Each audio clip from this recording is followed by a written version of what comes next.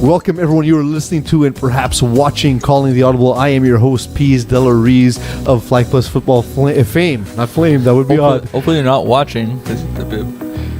What are you wearing? It's a sponsored Sportira shirt. Also a pinny.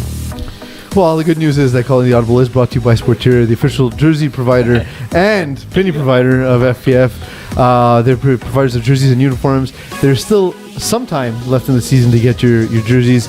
If not planned for winter season is right around the corner. FPF unofficial free agency starts Canadian Thanksgiving. Remember that, as the new ratings should be up very soon. So, as you're building your teams, keep your fresh look in mind and contact Sportira for new uniforms. Contact Rob at Sportira.com for details. Well, actually, the ratings won't be up right away because there's this current season that's going to mess up the ratings. So No, we're not using fall. Eagle? No, exactly what I'm saying. The ratings won't be on the website right away because we're weird. But will it be available in a spreadsheet for team captains? Yeah. They just won't be on the website right away. It's going to be a process that we're going to have them manual for the time being until the season's kind of almost wrapped up, and then we're going to release them officially. But can they be out for team captains? Yes. Because that's what actually matters. I guess for roster verification on the website, that will, I'm sure, be up there after the season. But for now, teams still need to build their teams. And I remember last season getting hundreds of emails and texts and messages about, hey, how come I can't see the ratings? Are the ratings up? Hey, will we fit in Division 5? Will we fit in Division 3? I don't know. Give me a second. We don't know yet. Nobody knows.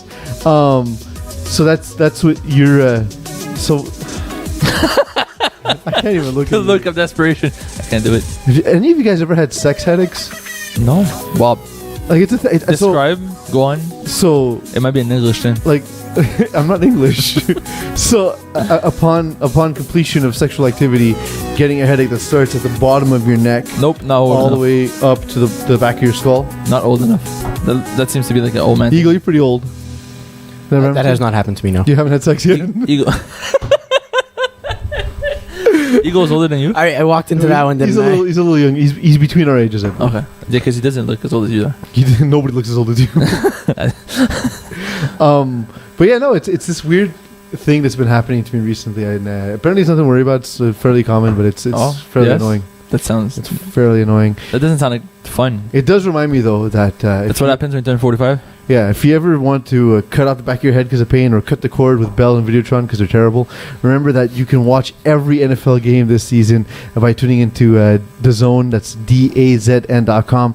It's the only place in Canada that will show every single NFL game live, including all playoffs and the Super Bowl, plus NFL Game Pass, NFL Red Zone, and NFL Sunday Ticket. The Zone is offering Canadians more access to the NFL than they ever had before with no blackouts. The Zone can be viewed at home, on the go, on smartphones, smart TVs, tablets, and gaming consoles. We get it on our PS4, as we talked about last week. Fans can watch their favorite teams or the Eagles. Leagues and players for the affordable monthly price of $20 or for annual subscriptions at $150 a year. The Zone will provide access to other popular sports from top leagues and competitions around the world, including soccer, tennis, rugby, and more. I do have a story about the Zone, actually. I had to be somewhere Sunday night, 8 o'clock. Packers were playing at that time. I wanted to finish watching the game, so my friend was driving, and I watched the entire fourth quarter on my smartphone while on a road trip. It was awesome. It's pretty good. I honestly, and I know it hasn't been perfect in the first couple of weeks. It's a new site. It was great for me. I've had zero problems. Beautiful. I've had no issues. So definitely you heard it here. Yes, we do have to talk about them, but we are actual active consumers of the Zone. It's good. The only thing I had to happen was my PS4 application crash for the Zone. But that was it. There was no issue. I think it's your fault. I think you should pay your internet bill. I was not even in the same room, but it just crashed for some reason. Maybe that's why. Yeah, it knows. It knows. You're not watching me! But it was great. I have no issues with the Zone so far. I'm a very happy customer. That's good. Happy customers with Diablos as they took on A Squad. They won 20-18. Really? Happy customers. You gave me a bad setup. Are Diablos any good? They seem to be the same thing all the time. They always beat the teams they should beat, and they seem to be all right. And then anytime there's any sort of postseason, and we'll see now with the next round, but they just seem to sort of melt away. Well, define good, because to me, good is like to finish 5-5, which is pretty much what they're doing season after season. So I'd say they're not great, but they're good. Like they're. So my definition of good would be a team that truly has truly can compete to win something of value. Oh, okay. So, champions are good. Okay, no, they're not good. Championship competition, and they're a team that finished first overall in the standings in They've made the in championship winter recently. They made a championship recently in springtime. They led their subdivision. Yep. But it just at some point, all of, just sort of seems to melt away for some reason. Agreed. Why do you think that is? There's like a revolving doors. There's a lot of guys missing left and right. This season's roster is not the same roster they had success with recently. They lost guys like Alexis Gaumont and Marc-André Lapointe, who were on the roster. Big cap hits, but still. Well, also, not everyone could play. The roster was strangely built last season. Yeah. They knew that they'd have guys missing for large parts of the season, so they had, for example, Marc-André Lapointe play 5 games, Gab Wiseman play 5 games. So the team itself didn't actually fit the cap for the division, except for the fact that they knew whoever they would have per specific weeks. Like, this is this fall season is probably one of my favorites, Diablos roster, because it's more concise. It's a short, like smaller roster, but it's the core of the guys that you expect to see on Diablos. And now that they're in a higher grouping than they were initially seeded in, they have a chance to excel or crash and burn. Corey Wawowski had a pass intercepted in this game, and each quarterback had 4 passes defended against. Are they taking too many chances? And I know it's not necessarily the same because they're on different teams, but let's go individually. Let's start with Corey Wawowski. Is he taking too many chances? Or is it just something about his style of play that allows the teams to make plays on the ball?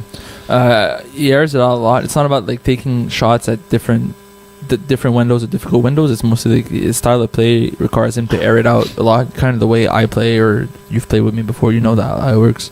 So safeties get a chance to touch the ball a bit more than when you're playing dink and dunk kind of offense. So Corey tends to try to let his receivers make plays, and sometimes it ends out with bad stats against you. But when you see a receiving squad like A Squad, and I'll get to your point in a second, Eagle.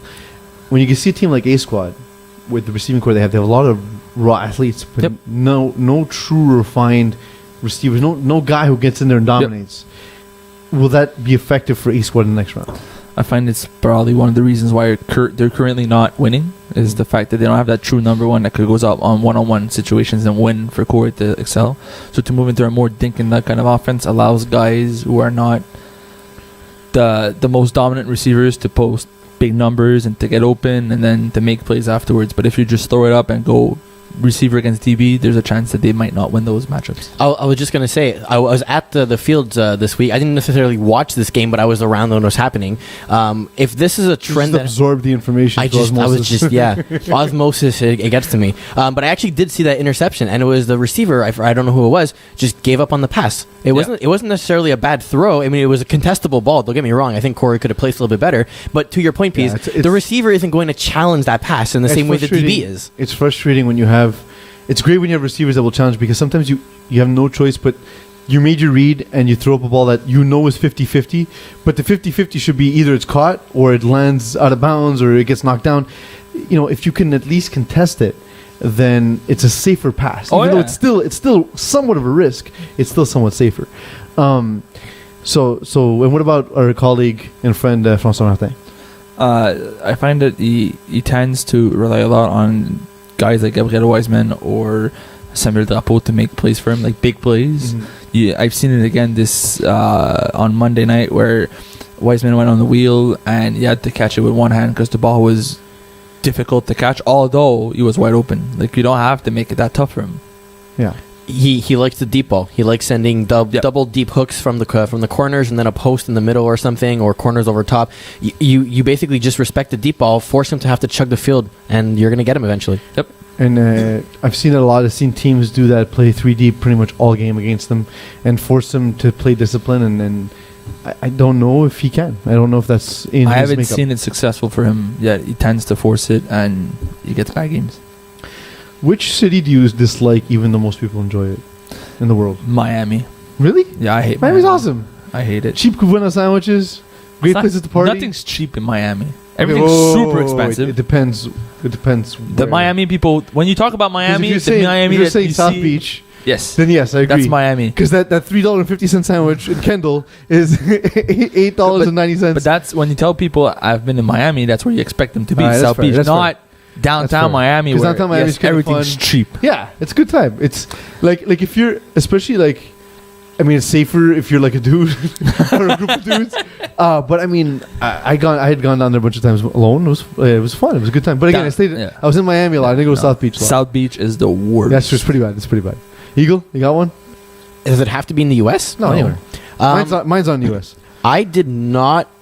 Everyone loves Rome. I hated Rome. Really? Yeah.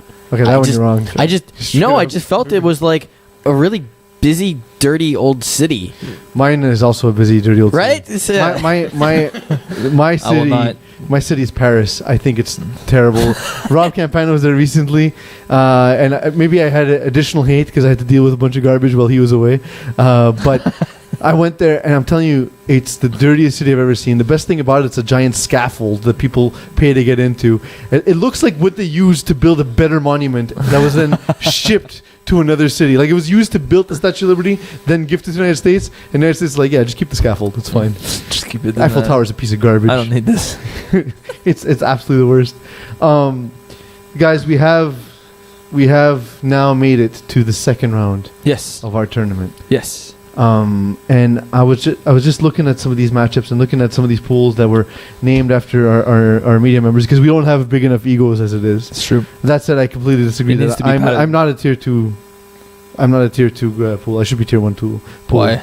Because I mean, come on. You're not a tier 1 player. Who's Darren Basmadjian? I don't even know. Nobody remembers Basmadjian. He's gone. Well, why is Ray Sarwar here? Well, he's a Hall of Famer. And don't you know, if you win his Also pool, is Darren. if you win his pool, he wins the championship. Oh, that's awesome. That's true. Also is Darren. So Can we actually bet on our own pools? Is that legal? That'd be great. Does that ban us from the FPF Hall of Fame eventually?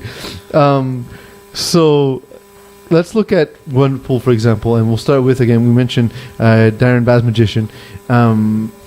Nice. It is the top tier of the FPF. Yes. The FPF second round games. It includes a lot of teams we expected to be here, correct? I mean, we have FPF All Stars, the DK, the core of that being Scoot Finest. Montreal's Finest. Yes, it's easier if you just let me say the words. DK, Ersan Smedzik, who, in my opinion, are actually the biggest surprise. Yes. Not if you've actually watched them play, by the way, because they're awesome. But you don't expect them to be absolutely. You know, Fine Wine with Dan Lazara's stacked monstrous team. I was talking to Marco Maciotto after the game. He said that they played. They decided to play man in the first few drives against Diablos squad, and I think Sean Avram went either 2 or 3 drives without completing a pass. It's pretty awesome. So that's not. That sounds like Marco's stats, though. That does sound like Marco's stats. He forgot all the completions. He forgets a lot of things. Top Guns come in at 5th in the pool. How do you see this staying 1 through 5 as it is? No.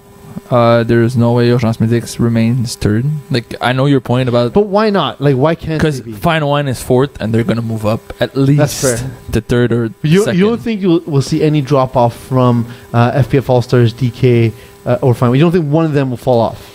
I don't think so. I think if there's one team that might not move is Top Guns. I think the Urgence Medix might actually upset So even Top after Guns. what we saw in Division 1, where they did surprise a lot of us playing better Top than Guns? we thought. Their roster is not good enough. Paul is playing great, but he doesn't have the weapons to... But we said that in spring. Okay, they weren't a dominant team in Div A, but they've had Div 1 receivers. They had Anthony Van Ram. They had Robbie Robinson. They had...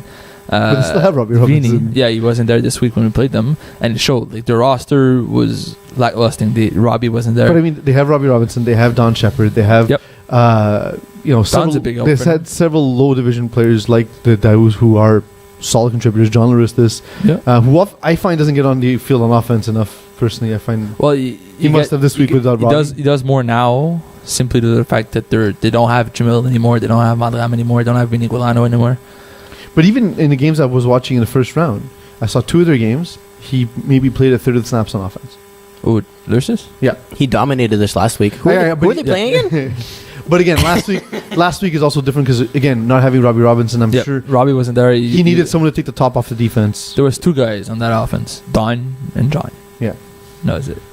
No shots to Daouz. It's just like the ball went 99% of the time to either of these 2.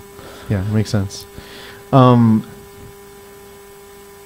you think that Urgence Medzik will win a game? Yes.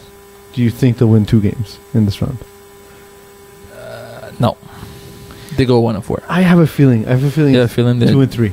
2 and 3 is very good. But so I think it'll be 2-3, and I think they'll have a tiebreaker over someone else's 2-3. That I just don't know. Like, You feel like I don't know who it is. They're gonna steal that fourth They'll spot. steal a game from someone. I think. You know what I mean? So they're gonna be that fourth team in the first bowl. They may actually be. That's interesting. I can foresee that happening. That's interesting.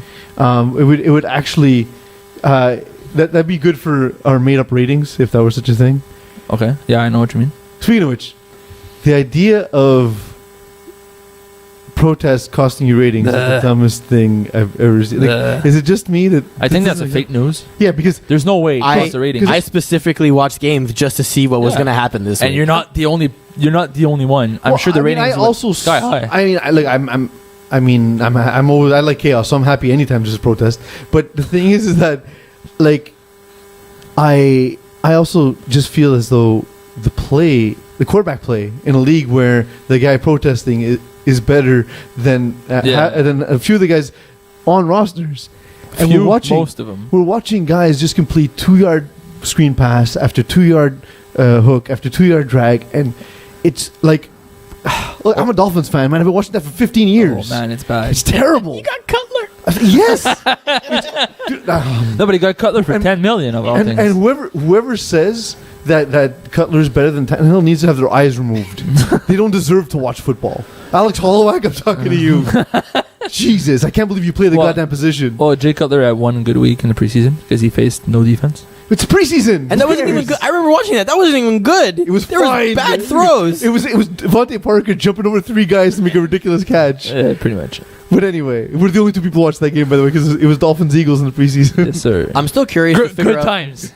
I'm curious to figure out if they were just trying to give the middle finger back, saying, "Hey, that's not what this is about. We're all like a unity," or if actually going back to the social issue that started the whole thing. But anyway, that's for a topic for another day. Look, Yeah. the thing is that it gets people talking about something that is important to a lot of people. But it's the wrong topic. Yes, that's where he was going with his sentence. But it will eventually get people talking about the right topic. Is the hope? Because saying that it's about the army or the flag is also the wrong topic. You're not paying attention to the conversation. That's not. But nobody who's taking a knee is saying that too. I agree. Just people. That's what I find weird. Why That's the isn't way to anyone interpret saying it. that? Yeah. This is the way They try to. They get drowned out. Oh, it's the flag. The flag's the army. Oh, it's freedom. No, it's not. Do you think we should have the Canadian national anthem before FPF games? We already are tight on time. And I'm gonna have a topic For later every on. single game. I want to talk about a topic later on about how we can add plays to the FPF game. But The anthem is not one of those ways. the anthem is not one of those ways.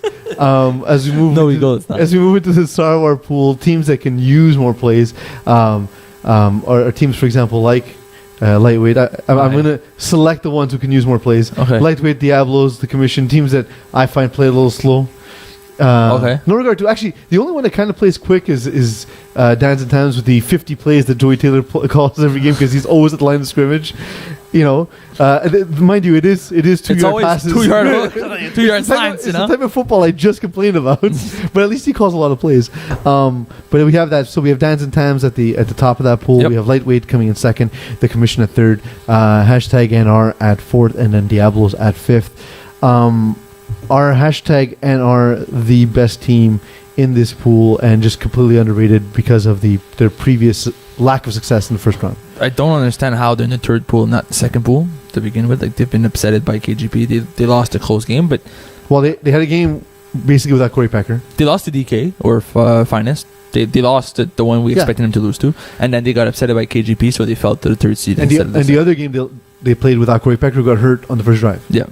So they had room for error, and that room for error went away when they lost to KGP. That team with Corey is the most dominant team in this pool. Without Corey, if they put in anybody else, then they become part of this pool as a good contender, but not the top dog. Well, because then who would be the quarterback? Ryan Lelanowski? Yeah. If Ryan is the quarterback for that team, which is the one that replaced Corey when Corey got hurt, if Ryan's the quarterback of that team, then they're in the right pool. Yeah. How do you see Dans and Tams?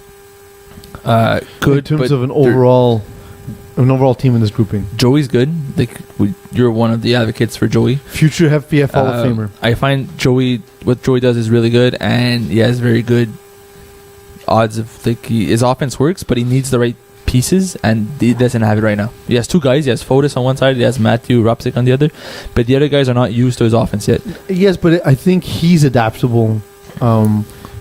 I've talked to him on the sideline during his games, and he's adapting his playbook to his. Yeah, well, I talked to Terry him, Tam is not Danny McPhee. Exactly. Right? I talked to him before this week's game on Monday, and he was talking about you were going to play Urgence Music, and they thought they had a chance and whatnot.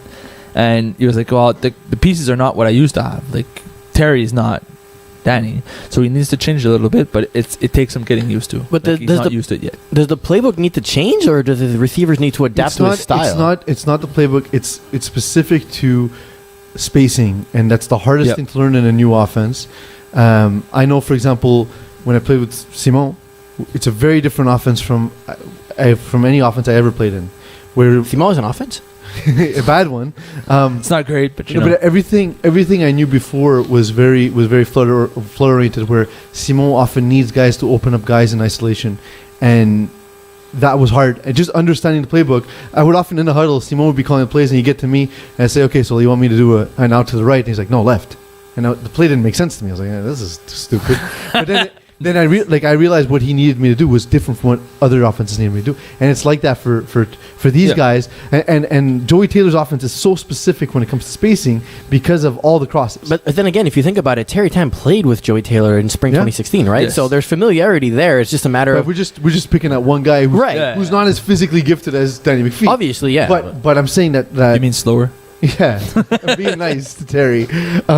But at the same time, like, there's other guys on this team who aren't as familiar.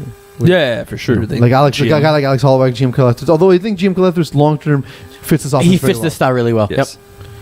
Yep. It's not a bad. You look like you had something to say a second ago, Eagle. That was it. That was Terry Tam and Joey Taylor. Oh, okay. I thought it was more important than that. But we talked about Jim Kolethras, and he has a pool named after him. The Bearskins, who are a great team and great team name for condoms, they are first. Keyport Lock at second. A Squad at fourth with an asterisk. Top Secret at third with an asterisk. That's bizarre. I'm looking at this for the first time. It really should have more prep. You might have Axles at fifth. First things first. I don't know who's on the Smoking Axles roster. Yeah, me neither. I saw them this week. It was. I believe Antonio DeVersus Chapman. He did sub this week. But he's been added for the rest of the season. Oh yeah. Because they're desperately looking for players that fit their cap. Because they just don't have a consistent group of guys who show up. Is Stefan on that team? Your friend? Stephens? Yeah. Yeah, he's on the team. Okay. We found him. He exists again. He's not dead. He's alive. I saw him. I was like, you're not dead. That's amazing. That's amazing. I sent flowers for no reason. Sorry? I sent flowers for no reason. Seriously, I want my money back. Yeah, I don't know that was on that roster. Depends on who shows up to games, I guess. That's not a recipe for success. No. It's the worst way to do it. Like, if their core guys is there, they have a good chance of upsetting this pool. But otherwise, well, I was gonna say, you look at all the teams in this pool. It's almost like the what the hell happened pool in a way, you know? Yeah. It's definitely some failed expectations, but it is also the lowest pool of the tier, right? Well, there's a few teams that expected to be in here, right? Like Keyport Lock didn't come in thinking they're going to beat the finest. So, but you also didn't expect them to go 0-3 either. Well, it depends. Like they had one very close game. They lost by 1 point. Yeah, that's true. Like to that expense. But the rest of the way, they faced two teams that they never expected to beat. So to finish in that pool for them will make their next 4 games very competitive. It's a good thing. It's not you're gonna get a good money out of the competition you're gonna get because you fit right in. What's with the asterisks? So and just for everyone's information, right? So you play the 4 that's teams. why I said it. You play the 4 teams in your pool. Yes. And then there's a 5th game. The 5th game is a crossover game. So Basmadjian Pool plays Con Pool. Sarwar Pool plays Kolethras Pool. Same thing in Tier 2. D'Aquila, Del Rocca, Dagenais Louis. That's funny that our pools play against each other. Indeed.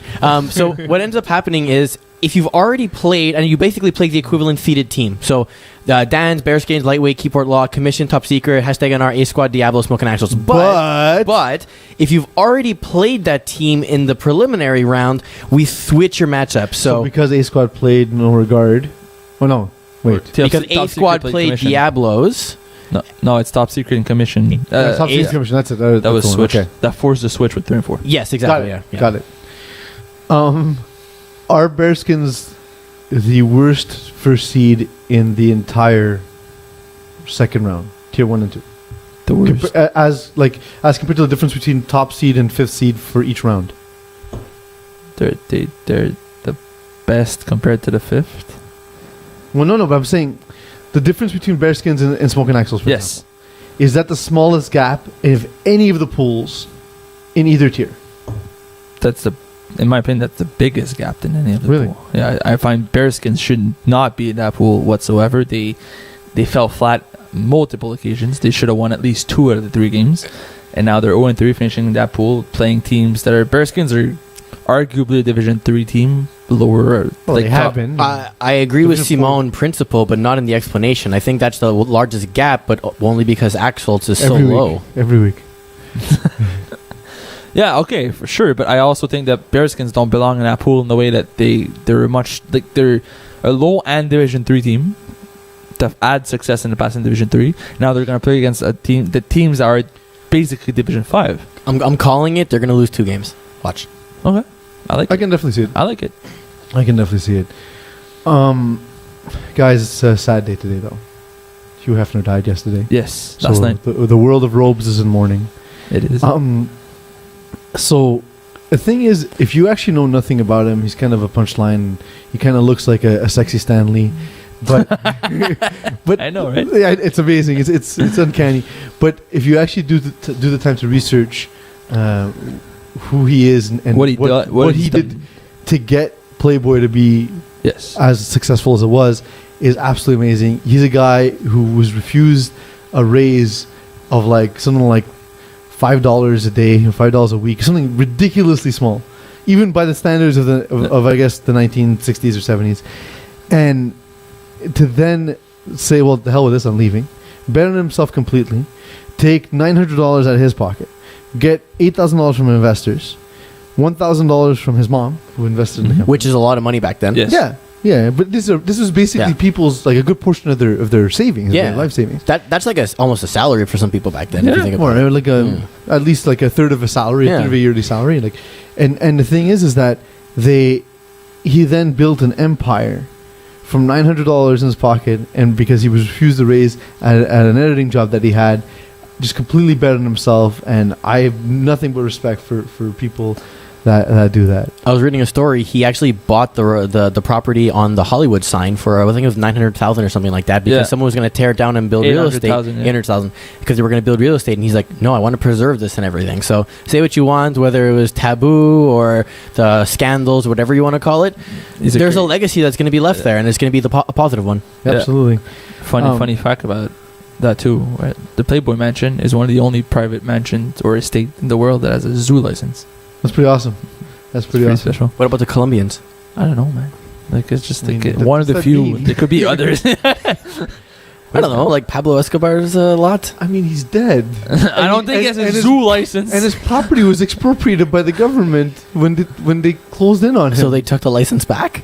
Can we close his mic, please? Just cut him off. It's but it is pretty awesome. It's Hugh Hefner being I want a zoo. You can't get a zoo license. He's hold my beer. Speaking of which, the top team of the Apollo Del Rocca pool is Hold My Beer. Not the worst segue. Not the worst segue of the day. They're going to get worse because these are harder to segue than into games. Followed by Mean Machine at 3. Warriors at 2. Again, some crossover issues. Trigger Happy Bunnies come in at 4. And No Name at 5. Any surprises here from the second highest pool in Tier 2? I find Trigger Happy Bunnies should be they should have been in the other pool, where I find that higher or lower. Higher. They're slightly lower than ranked, but then again, they've been known to have bad weeks, bad performances, so there's a chance that they won't go 5-0, although they're in a lower pool than they should have been. Their week 4 loss against Greendale Human Beings decided the fact that they were going to be in Del Rocca pool. Right? They could have been swapped. Yep. And we'll talk about Greendale Human Beings later, but Greendale Human Beings is also much better than they get credit for. But so we look at this, and I see. So Warriors played a game without their quarterback. Yep. And still won. So they definitely have credit for moving up here. They still have games to play without some of their better players. Some of their players. Specifically Stefano Soleimani, who is arguably the best receiver. Yep. They also played versus Sunday Touch Boys and basically dominated them. I think AJ Gomes tore up the field. He literally ran 40 yards off of like a drag. So yeah, I remember that. Yeah, they also have AJ Gomez now. Yes, it's a big ad for them. Permanently though, or until the suspensions are lifted? As far as I know, he played the first game with them as well. I find that he's on that team for the season. Yeah, and it's a good addition. He's a very good receiver. He's a great receiver. All right, got a game plan for that one. And what he does, what he adds to the team is that they have a lot of guys who are fast or big, but no true absolute route runners who can beat pretty much anyone because he's fast enough, and adds that the route running skill that he has. I think he adds that skill, especially to the Warriors, and it makes just a quarterback's life easier when you can get yourself open. Well, I was going to say, with their quarterback kind of like out of commission for a little bit and everything, it helps that you can actually have someone who can eat up the field on short little routes. Michael Soleimani is there. Oh, you're right, he's back. He missed one game because he was in Florida. You're right. I'm sure he's happy to have a guy like him playing receiver. Absolutely, it doesn't hurt. It doesn't hurt. So that's the issue with Warriors. No Name, the lowest ranked team. Sean Collins won his first game of quarterback. Since then, struggled. We talked about it last week, and I talked about it in my article. My article this past week, I focused on specific people that I had conversations with in specific games, and I sort of viewed it through that lens. And I just thought, in some cases, it would be interesting for people to hear that perspective. In some cases, it's my chance to talk directly to people and say, hey, these are the things you need to do to improve, and I did that a lot. And for those who haven't read the article, it's just making his life too difficult on himself, and he needs to find concepts that work for him, and the communication on the team needs to improve. I think these matchups are going to be hard on him, though. The thing is, Hold My Beer is one of the weaker teams in this grouping overall.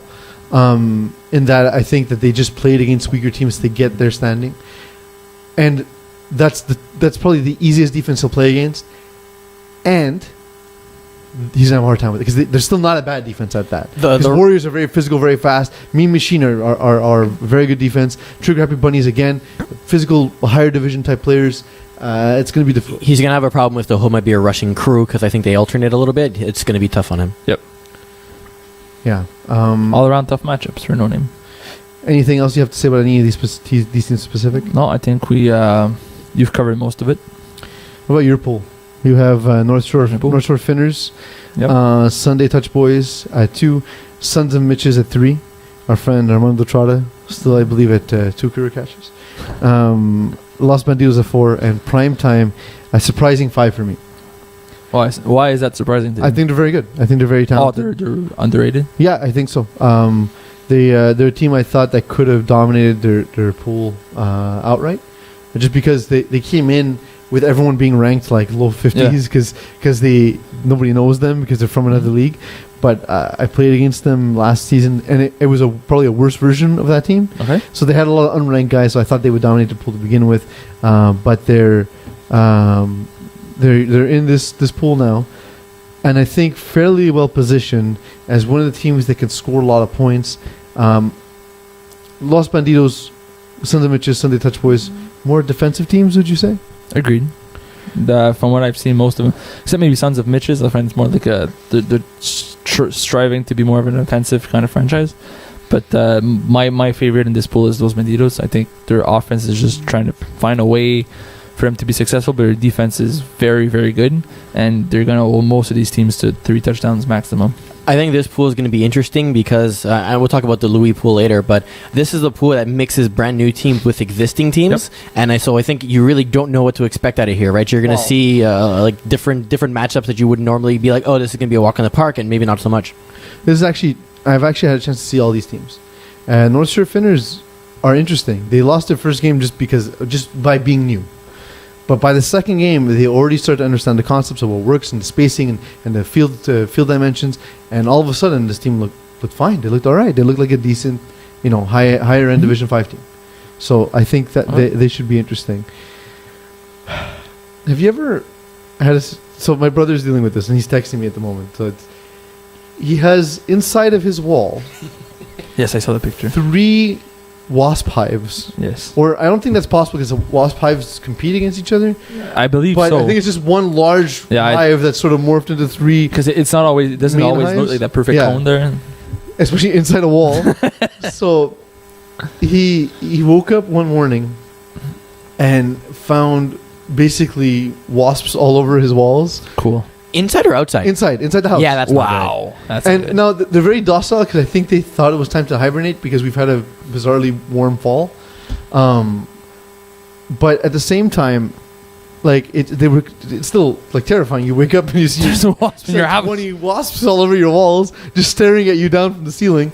And so he came to work. He was frazzled. My mom then had to go she's retired, so she went to his home. That's nice of her. To meet the exterminator and so on.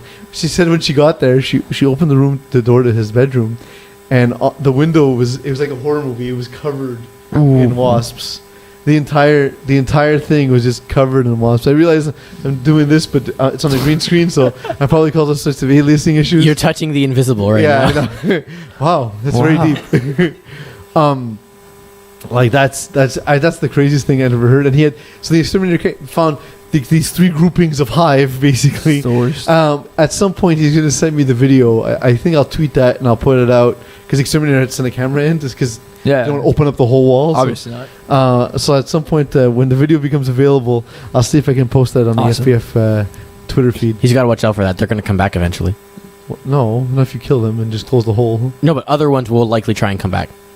Yeah, I guess. Once you get a wasp nest in a location, they keep Yeah. trying to rebuild it. You know, Eagle's like a master of insects and bugs. Yeah, I've had wasp nests Congrats, at home. you've been to the It's biodome. every year the exact same place. Actually, I get them in the same place too, but Right. they're usually outside the house. Yeah, me too, but Eagle lets them in for some reason. A team that's played like a wall of wasps all season is All Hooks. They're in. I love your expression of the transition's terrible. I told you it's harder to do it this way than our other normal conversations. Fair. But in Eagles Pool, All Hooks, you and I have agreed they're not even a tier 2 team. Oh, they're solid. Very solid. Going up against the rest of the pool, which is All Hooks, Voodoo, the Eagle-led Lockdown, so it'll soon be the Eagle-led Letdown, X-Men at 4, and Greendale Human Beings at 5.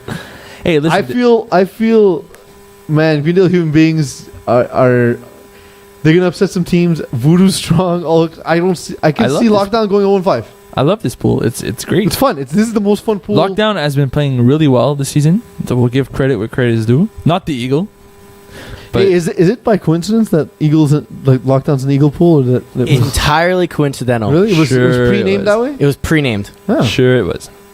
Anyhow, I find the team that I'm most worried about would be X-Men in this pool. I disagree. They're not good. They're not good. That's why he's worried for Oh, them. I thought if he was a team in the pool, I thought if he was in the pool, he'd be worried. No, about that's the them. team that I find that might go 0-5 in that pool. Okay. The one I'm worried for. You find the most inefficient way to say everything. The team I'm worried for, not about. Jesus. You said. Oh. All right. Yes. Okay, He is fine. technically correct, even though maybe the original I don't think that's intent what he was not said. to say I that. think he Yes! said, I think he said about. No, I I'm think he pretty sure said about. Who are you anyways? You're Rocca. not even a shot. You don't count. So, are All Hooks running away, or do Voodoo and Greendale? No, I maybe think stand they're a going to lose chance? at least one game. I think there's a very Because if Charlotte Villaving misses a game, they're not as strong as that's the only way. Yeah. If he plays, that team doesn't lose a game. If he misses a game, then you could see a few guys throw interceptions. But you Like, don't think, they're for example, a team like Greendale Human Beings can score with them, because Greendale Human Beings has shown the ability to score could- 35, 40 points Okay. in high level games. Like they made the Division 6 championship, Yes. which again, to people listening, sounds like nothing, but It's the impressive. top teams Division 6 are still decent caliber Yes. teams. I think they have Greendale Human have the possibility to score up with them, but All Oaks is that one team that has the players to keep up with Brandon Aylward. Yeah. And once you shut him down, that whole offense Well, kind of Just derails a little as bit. a snapper.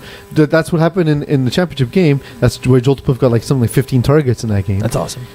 Just Don't you wish you were a because snapper? what? Don't you wish you were a No, snapper? seriously.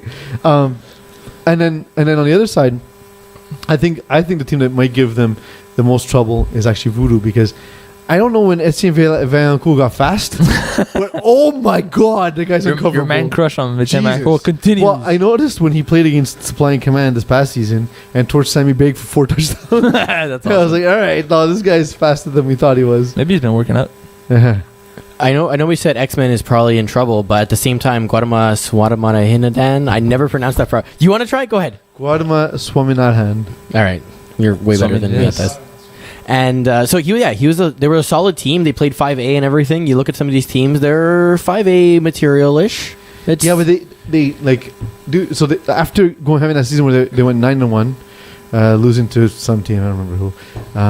But I don't know. Well, we talked about it a few weeks back, right? They haven't been the same but they since. haven't been the same since. And so what's wrong now? If Guatemala was injured 2 seasons last season, what's wrong now? Nothing. You went undefeated. They haven't lost a game. They're in the top. But they still don't look great, man. They're still winning games by 6 points. They're just barely skating through against less competition. Well, from what I noticed, the one game I scored captain them, so I'll just take that game. Small sample size, but fair. Yes, but it's one of the 3, right? The offense is not. There's a lot of drops on offense. Like he has a lot of dink and dunks. He gets himself in a nice position, like third and short, but then he goes deep and gets a drop. So you're stuck with like a 4th and short, which might be in your end zone. So they punt a lot. They turn the ball over, not necessarily with interceptions, just incompletions, forces turnovers for them, and their offense just kind of stalls a little bit. So their defense is good, but the offense needs to find better rhythm. It's just so strange for a guy as experienced as Guatemala and talented as Guatemala to have an offense that stalls the way it does. It's true, but I haven't seen. I can't point the problem. I wish I could, but it is what it is. For those listening to the podcast and not watching, Simon Dagenais is wearing a Sporteria penny backwards because he wore green, and we do the show on a green screen. I don't know if you know this, we're not actually floating. We do this show on a green screen. The one rule we have is you can't wear green. Well, technically it's black with like one line of green. But the green... all the text is green! So you have a hole in your chest. It's great. I should have had a hole in my chest. You could have made so many jokes about it. And so I sent a picture to you. I sent a picture to your girlfriend. She has answered by saying, "Of course she did." Not what's going on? What's he wearing? What the F is that? She called you a that.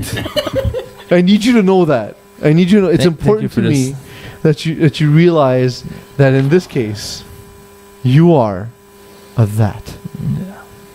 Yeah. Let's and unfortunately that forced me to close my script. So now you're so now I'm scrambling and buying time. But let's go into the last of the tier 2 pools. Well, to buy time here, what we could have done is wish Mokan and Jim Kolethras happy birthday. We can. Happy birthday, Jim Kolethras and Mokan. It was yesterday. Born on the same day. It was yesterday, I believe. Yeah. Do you want to do the Mokan pool first then? Segue! We can. I was... yeah, fine. Didn't we have anything... Well, before that, we get into that game, man, I was going to talk about the birthday problem. What, the whole kids thing? No, if you have 23 people in a room, okay, the chances that 2 people share a birthday is exactly 50%. Really? Yes. It's a mathematical formula. That's very impressive. It's pure statistics. Yeah, there's nothing special about it. Yes, but like... It doesn't seem likely because we see it as a 1 in 365 chance, but that's not the case, because each event, each person has their own birthday, which has its own probability, and then you're combining the probabilities. Therefore, I see what you mean now.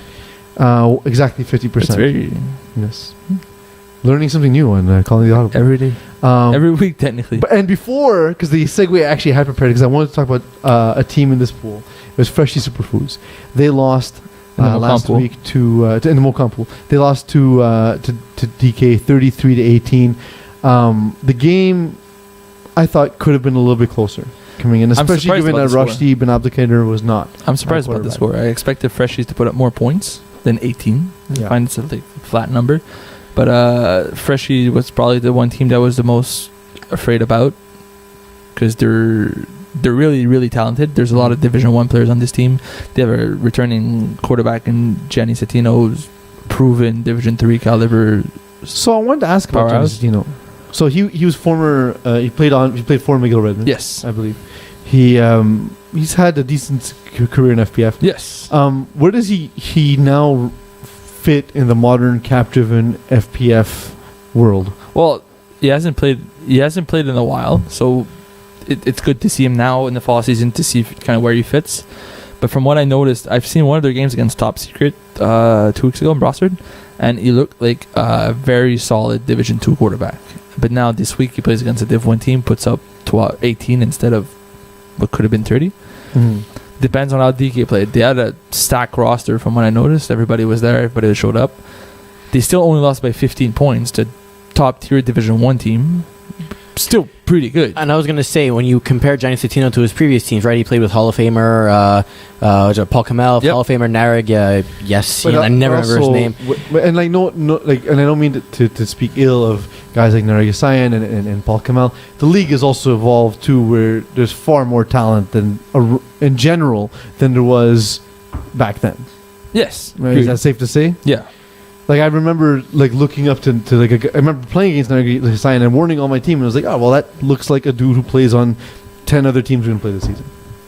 You know what I mean? Like, so definitely, I think this is actually a better grouping of talent than he's ever had. Yeah. This is a very, very talented roster. Do we get it wrong with the spread in Tier Yes. 1 specifically? Because like no game was truly challenged by the spread. Yes, I find that the most problematic one was the top tier against bottom tier. So let's say Diablos against DK, for instance, or was it Finest? No, it was DK Yeah. and Finest against KGP. Yeah, I think that spread wasn't big enough. It should have been 35 instead of 25 points. Just from the looks of the game, or when Keyport Lock played against the Finest, they lost by 30-something points, but they kept it close for a while. I find if the spread would have been 30 points, they probably would have played the game differently. Yeah. And kept it, probably won that point instead of forfeiting it. So this is the first year with the cap. We had a formula to compute what the actual difference was and everything. One thing we're going to do now when we actually kind of go to the offseason and review the numbers is try and figure out whether our formula was not taking something into account. One thing we kind of talked about was maybe at a certain point, because it was a static value, right? It was a certain number of points per cap difference. Maybe at a certain cap difference, we start adding additional points, like every difference is worth, let's say, double the amount of spread points or whatever, to try and make that fair. We don't know exactly where that threshold is just yet. At the same time, what does that mean for the way the team approaches the game too? Some people didn't really understand the concept of the spread system, so maybe they kind of took their foot off the gas a little bit more, or didn't throw up bombs at the end of the game. True. I mean, there's a whole bunch of factors we're looking in over here. And then lastly as well, the idea of having a team cap kind of go into it, and you work off that and that calculates immediately. You show up to a game and you're lower than what your cap was.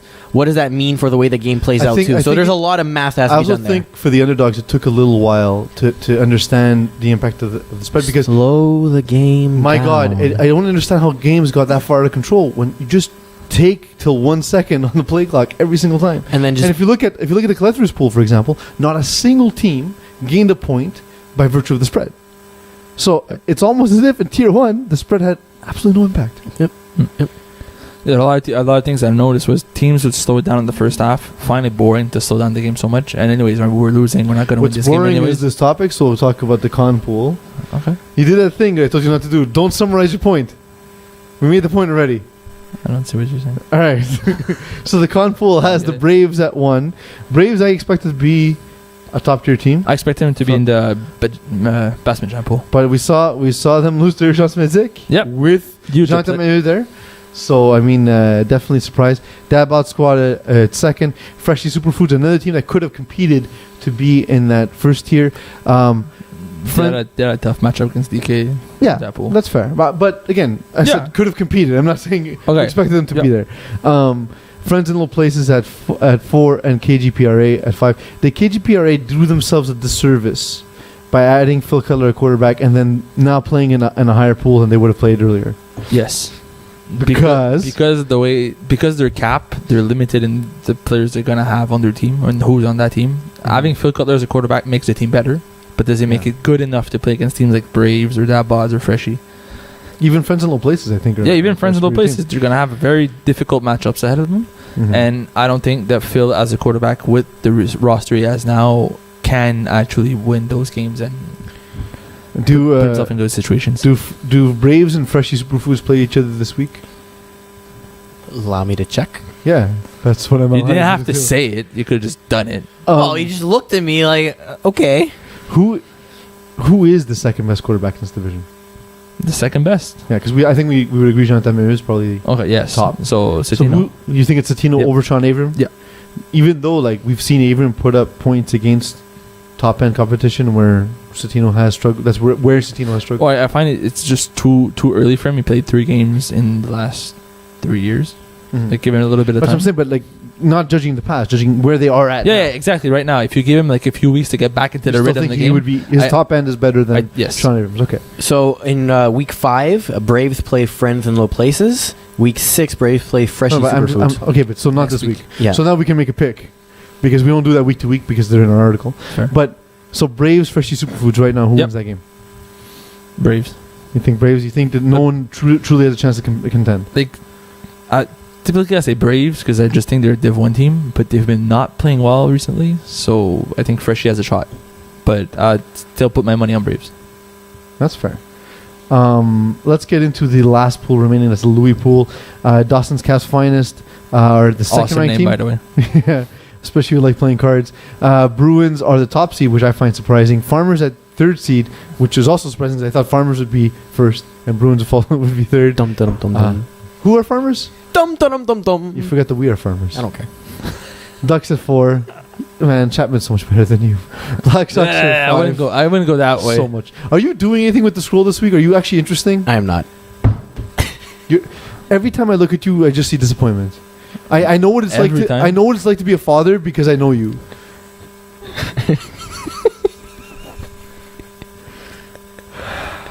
So these are a lot of new teams. The Bruins momentarily. I'm not sure we're allowed to say that on the podcast. We have sponsors now. I gotta be careful. I guess. Wow. And this coming from the guy wearing pajamas and a guy wearing a penny. Eagle, have you seen your whole outfit? Thank you. If I'm wearing pajamas, it's because your lack of creativity bores me, and I feel like falling asleep. That's a nice comeback. So Bruins at 1. Bruins momentarily changed quarterback, but seemed to go back and forth, indecisive that way. But they did play an impressive game against No Name, Yes. and the defense more than anything looked far improved. Mm-hmm. I know when I had played them last winter, their defense really was not there. It was the weakest thing about that team. They just kept doing the most predictable thing, but now just everyone's doing their role. Do you Yeah. think that kind of defense is enough to win in this pool? I think it is in this current pool. This is the chance for Bruins to excel. To find, I don't think they're going to go 5-0. They're not that kind of team. But if they go 3-2, they're going to be really happy with that, and I think that's what they should be aiming for. They're the only team in the Louis Pool that won a game in the preliminary round. Right, that's kind of big. Interesting. Yeah.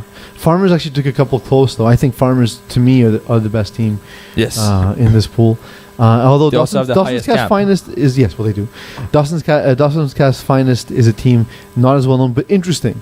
They're not there. There's a lot of pieces that don't really fit just yet, or just maybe there's too many players on the team and there's not enough They're time learning, for the right? playmakers to make plays. And on top of that, even the guys who are good are still learning the game. Yeah.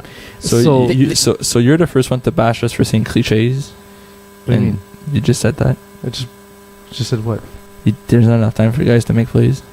What? No, I mean, in a 44-minute game, Yes. if you have too many players, there's not enough They physical had like time for 8 you to be guys on the last field. week.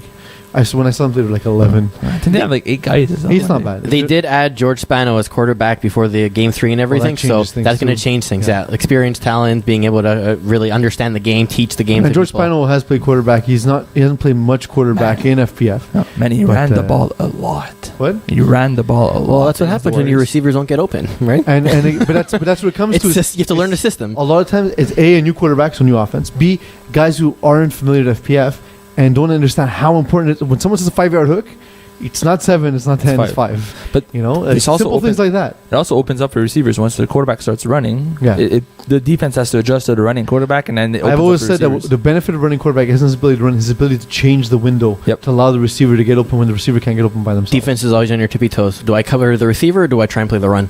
Yep. Black Sox at 5. Will they win a game? This week is their best shot against Bruins. You think? I agree. Really? Yeah. Honestly, Bruins, they won a game against No Name where Tom Collins. Sean Collins. Sean I'll Collins- take 2, please. No, but there's Hendricks. Which Sean Collins was awful, and the team just was not there. I think that their matchup against. I think this is actually their best chance. I think, and likewise, I think Bruins may just win one, and that might be the one. I think Black Sox. There's also the rivalry right here between Black Sox and Bruins that fuels Black Sox to win. The reason why they made a team is to beat them. Can you give us some backstory? So but the I thought you knew. But the audience doesn't know, Simon. We're not doing the show for me. So guys on Black Sox, one of them is the captains of Bruins that used to be on Bruins and wasn't getting his way with Bruins, so he decided to make his own team because we're better than you guys. Yeah. So we're better than you guys, so I'm going to make my own team and prove to you guys we're better. So now they get the chance to play against each other. And I think Black Sox are actually close. They can put up points. Quarterbacking is the issue. Quarterbacking is the issue on offense right now. The playbook's not bad. It's just quarterbacking is an issue, and the defense, they need to learn defense. It's plain and simple.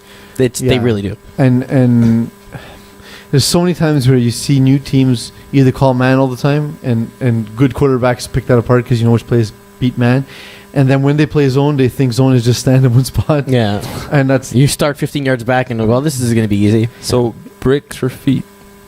Well, but they're just staring at the quarterback, waiting, hoping the ball comes. That sounds awesome. You know? That's why I think this week against Bruins is not the one that they're going to have advantage of. I think the more games they get under their belt, the more they're going to understand and learn. The more games they're going to watch, the more they're going to be able to get that win later on. Like Ducks have good athletes, Dawson's Finest have good athletes, and now with George Spano are much better. Farmers have 2 or 3 players that are actually the best players in this pool. The best players in this pool all play for Bruins.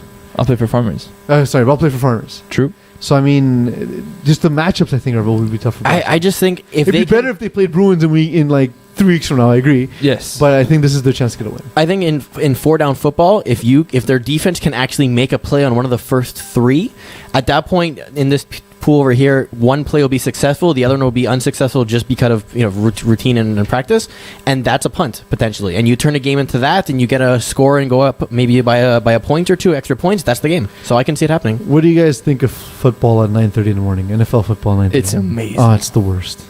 Why? I got to be awake at 9:30 on a Sunday. You don't have to get away for 9:30. Just it's bad enough. It's bad enough that I need to watch the Miami Dolphins. My Miami Dolphins get destroyed by the Saints, but I have to watch that as I'm trying not to throw my breakfast up at 9:30 in the morning is going to be the worst experience. You could just wake up whenever you wake up and just catch the game whenever you're like. If you wake up at 10:30, then you missed. Thanks to our new sponsor, The Zone, I'll be able to watch it. Yeah, you can watch. Yeah, anything. It doesn't matter. You can rewatch it anytime. It's 9:30 with games on demand.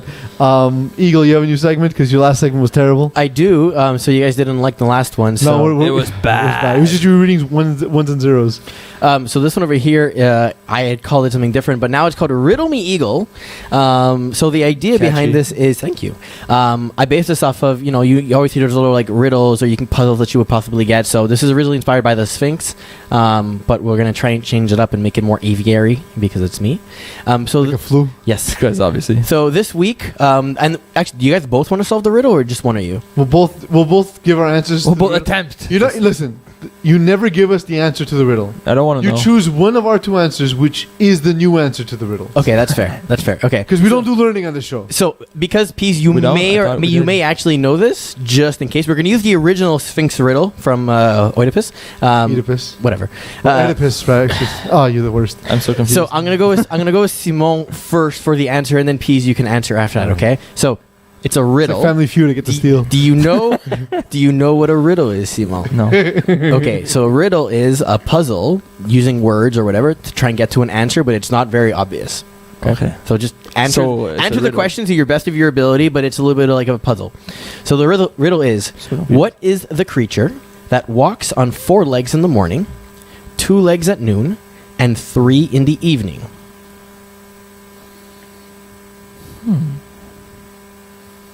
Well, I would technically say man, but... So man's your answer? Yeah. Okay, Peeze? After watching Sean Collins play quarterback in the last game, I say Sean Collins. Sean Collins is the answer to a famous riddle. Yeah, yes, it is. Is that your final answer? That's my final answer. All right. Which one do you choose? I can't pick Sean Collins. You have to. I can't pick Sean Collins. You know what's the best answer? I have to go with Simon on this one over here. You're terrible. Final thoughts. This was a weird show. Yes. Which is normally okay. Which is normally what we're aiming for, but I don't know. I'm not. I don't look. You know me. I don't like predictions. I don't like projections. It feels like we're making stuff up, and so I'm uncomfortable. And what you felt today was my discomfort with this whole show. This was you uncomfortable? Yes. Yeah, I don't see that often. It might be because your boss is right here. How could you be uncomfortable? You're in pajamas. I know. Is this Sean Bray, bro? It's not pajamas. Take a fashion course. Eagle, final thoughts. I learned how to pronounce a bunch of words today that I'm going to get wrong next week. Awesome. Seriously, man. Oh yeah, I have actual final thoughts. Go ahead. I'm very angry with the fact that Uber is leaving Quebec. Uber, I am as well. I use Uber all the time. Yeah. They're not actually leaving. Well, we'll They're see playing on October hardball with the 14th. government. I They know, get what but- they want. But if they actually do leave, then I can't go back to taxis. I can't keep. No, I can't pay $60 to get anywhere. I was going to say, I just downloaded Teo this morning, and just in case. you know, I can't go back to Did taxis. you check the prices? It's ludicrous. It's taxi prices. The guy has taxi Jesus. medallions. He's just using them on electric cars. But he has an app, so it's better than nothing. It is better than nothing. Why don't taxis have apps already? They It's do, better Teo. than taxis. They Yeah, exist. exactly. Oh, yeah. Teo That's is the the thing he's taxi. talking about. Research. It's not like that- every. Anyways, It's a start. yes, but it's. And it's a Tesla. But Rob, then any ag- final thoughts? Just so I can shut these guys up. I think it's Seriously, you can let this keep going. I think this final thought This is your was product. Rob is basically taxis. We don't have app under. Peeze, any final thoughts? I hate you, boy. Sounds about right. So am I going for one, going for two this week?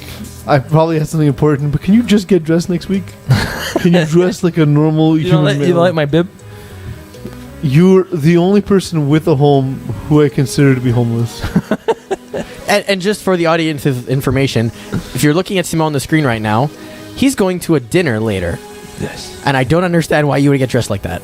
Dude, you dressed I better. told you. I have to go home and change. You dressed better last week when we went to Casual Spa. Wasn't I wearing the exact same thing? No, you weren't wearing a penny. Thank you, Simon, for joining me tonight. Thank you, Eagle, for mispronouncing a bunch of words. Thank you, Rob, for making sure that we don't lose our sponsorships. But most of all, thank you all for letting me be myself.